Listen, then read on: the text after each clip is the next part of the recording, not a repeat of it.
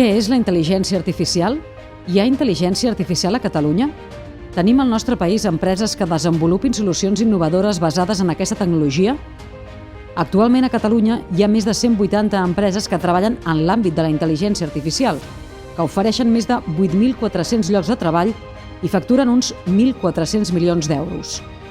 Des de la Cambra de Comerç de Barcelona i el Hub Cambra Digital, juntament amb el Departament de la Vicepresidència i de Polítiques Digitals i Territori de la Generalitat, presentem aquesta sèrie de podcasts que us aproparan a la intel·ligència artificial a través d'entrevistes amb persones que ja apliquen aquesta tecnologia per millorar les seves empreses i productes. Ens acompanyes?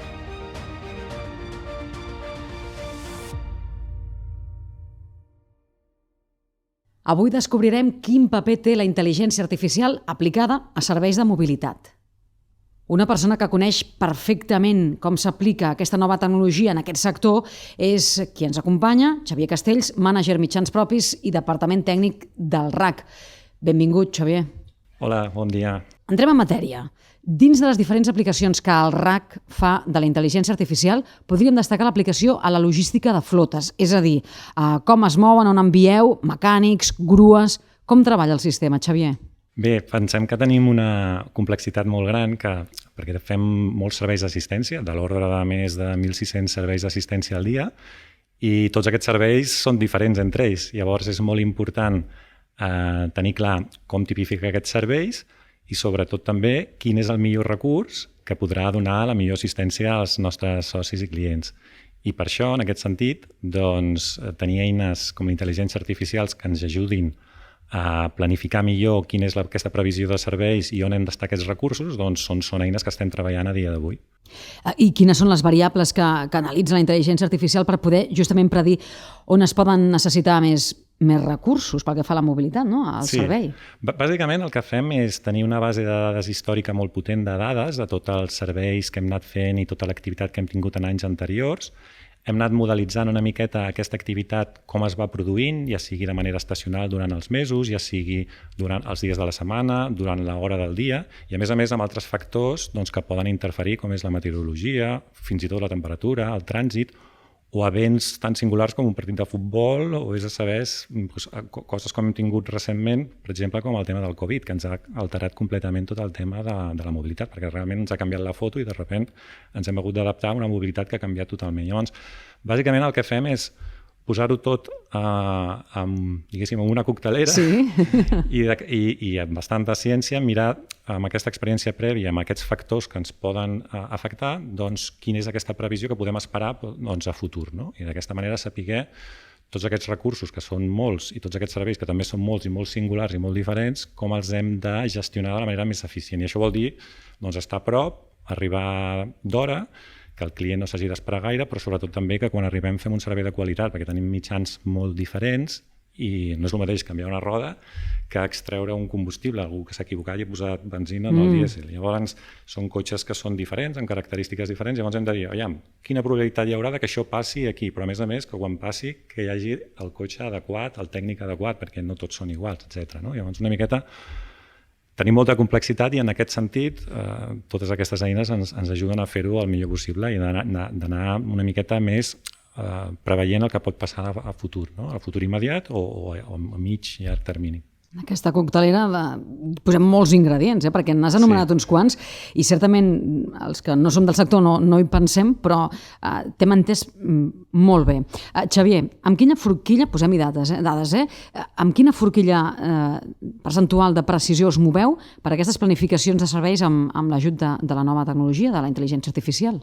Diguem que una gran eina d'aquesta intel·ligència artificial és poder corregir aquestes previsions, el que se'n diu així tècnicament com a machine learning, que és el tema d'anar aprenent en base a l'experiència prèvia. És a dir, tu fas uns models, però després amb aquests models, si aquell dia fa una temperatura específica o hi ha un vent o plou o qualsevol cosa, això t'altera tot plegat. Llavors, el que és important és tots aquests factors que es van produint, anar-los incloent en aquests càlculs i d'alguna manera que aquest model es vagi corregint a mida que va evolucionant. És a dir, no és un algoritme que diu en base a la història passarà això, sinó que també té en compte factors externs, i aquests factors externs a l'inici no són precisos, però a mesura que vas agafant experiència, doncs el propi sistema els va tenint en compte i una predicció que a l'inici podria sortir d'una manera, tenint en compte aquesta experiència acumulada, que és una miqueta la gràcia de la intel·ligència artificial, se't va corregint i diguéssim que ho vas encertant més, no?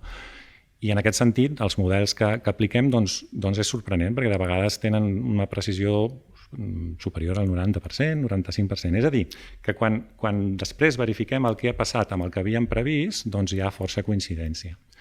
Tenim complexitat, però també tenim aquests patrons que es van repetint i aquestes excepcions que les anem calculant i les anem incloent també amb tots aquests càlculs. És una miqueta... és bastant interessant i realment sorprèn perquè la precisió és bastant bona. Al final, si ho fas bé... El percentatge que has dit és altíssim i, de fet, algú podria pensar el RAC, que és tota una institució, que és una empresa que té una experiència brutal al darrere en temes de mobilitat i que ha fet molts estudis i que, per tant, té moltes dades, necessita de la intel·ligència artificial per millorar encara més això? I sí, tu ens expliques que és millorable, justament, que la tecnologia ens ajuda, us ajuda en aquest cas, a afinar encara molt més. Sí, penseu això, que no és només que tenim moltíssima variabilitat de serveis, temes de rodes, temes de bateries, temes de gent que s'equivoca amb el combustible, infinitat d'avaries, i després també tenim una variabilitat molt gran en quant als mitjans d'assistència. Tenim els mitjans propis, que són mecànics que van amb un vehicle taller, que tenen moltes eines, tenen eines de diagnosi, tenen tots els mitjans que necessiten per fer aquestes assistències, però aquests mitjans són diferents. Llavors, per una banda, hem de combinar aquesta petició de serveis amb aquesta complexitat dels diferents tipus de mitjans que tenim. Llavors, per una banda fem la previsió d'aquesta activitat, per l'altra banda diem on han d'estar aquests mitjans i on els hem de posar perquè triguin el mínim possible, i després al mig el que també tenim és un algoritme d'assignació automàtica que fa que en funció dels serveis que ens van demanant és bàsicament la màquina la que diu si és un servei, per dir alguna cosa, d'un canvi de bateria, estic al carrer Balmes, tinc aquests mitjans, doncs primer veu quins són els mitjans que estan preparats per fer aquesta assistència i després escull el que està més a prop i el que tindrà, diguéssim, un temps d'arribada menor. Llavors, totes aquestes coses, quan tens poqueta activitat, i històricament ho pots fer més o menys manualment o amb l'experiència, però quan vas acumulant una activitat molt, molt gran i amb un àmbit d'actuació de tot el territori, doncs realment vas necessitant aquestes eines que t'ajudin a predir i a planificar millor on has d'estar per donar el millor servei. Quin impacte, diries tu, que ha suposat per al RAC l'aplicació de la intel·ligència artificial? O preguntat d'una altra manera, si no apliquéssiu la intel·ligència artificial, amb quins problemes avui us trobaríeu? Bé, per a nosaltres és molt important tot el tema de la qualitat, des de sempre, però també és veritat que estem en un món molt competitiu i per tant és molt important també tenir els recursos justos i ser eficients. Llavors, la intel·ligència artificial el que ens permet és optimitzar aquests recursos per treure'ls el màxim rendiment i que puguem ser competitius a l'hora de no malbaratar aquests recursos. És a dir, podem optimitzar, diguéssim, els nostres recursos humans i, bàsicament, la sortida que tenim és un abaratiment de costos, o sigui, un increment de la qualitat, que és el més important des del punt de vista de poder assegurar que donarem un servei ràpid i eficient i alhora també una reducció de costos. Llavors, què ens passaria si no tinguéssim això? Doncs que no seríem tan competitius i que els nostres clients no veurien que arribaríem tan ràpid. Xavier, per acabar, m'has parlat del que esteu fent, del que heu fet. Què és el que fareu? La intel·ligència artificial, on teniu previst aplicar-la des del RAC? Hem parlat d'on posar els recursos i com ser més eficients. Nosaltres el que estem també analitzant és la possibilitat de ser més proactius. És a dir, ara mateix donem assistència quan ja s'ha produït una avaria. Amb la gestió de les dades, si tenim la informació del comportament dels vehicles, els vehicles ens envien dades de quines avaries, de dades del motor, etc. Si tot això ho podem quadrar amb l'experiència prèvia que tenim de les assistències, podem ser capaços d'elaborar models pels quals podem preveure les avaries abans que es produeixin. És a dir, Això interessa a tots els conductors. Sí, perquè passaríem d'un model on el qual podríem prestar més qualitat, que és ajudar la gent abans que tingui un problema, és a dir, és millor que jo t'avisi que tens un problema a la bateria o que tens un problema en el motor abans que et quedis tirat a la carretera, que després la conseqüència és pitjor. Llavors, una miqueta aquesta és la idea que també estem analitzant.